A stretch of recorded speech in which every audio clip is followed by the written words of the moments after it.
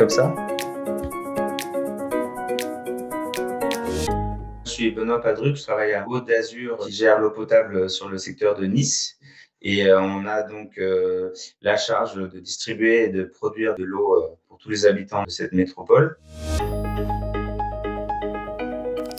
Nous avons installé 3 citernes souples en 2016 à 1000 mètres d'altitude pour un total de 450 mètres cubes d'eau potable. Ces citernes ont la particularité d'être ACS, c'est-à-dire qu'elles sont conformes du point de vue sanitaire pour la distribution d'eau potable.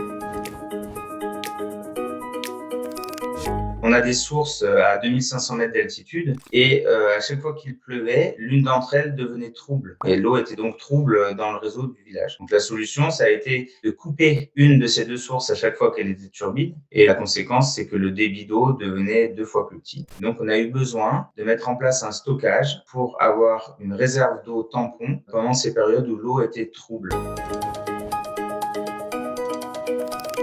Comme c'était un projet un petit peu expérimental avec de fortes contraintes techniques, climatiques, etc., on ne pouvait pas prendre le risque de construire un réservoir d'eau potable en béton armé classique. On a choisi d'utiliser cette solution-là parce qu'elle était beaucoup moins chère, très rapide à mettre en œuvre et qu'on a trouvé en fait un site où on pouvait accueillir ces citernes.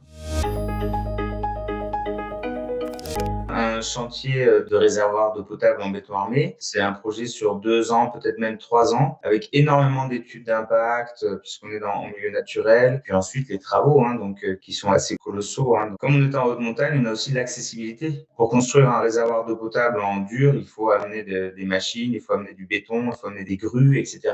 Alors que là, effectivement, les bâches souples, elles arrivent dans un carton sur une palette, c'est plié et c'est très compact. Et ensuite, une fois que le terrain est préparé, il suffit de les dérouler. Et donc, c'est hyper rapide à mettre en œuvre.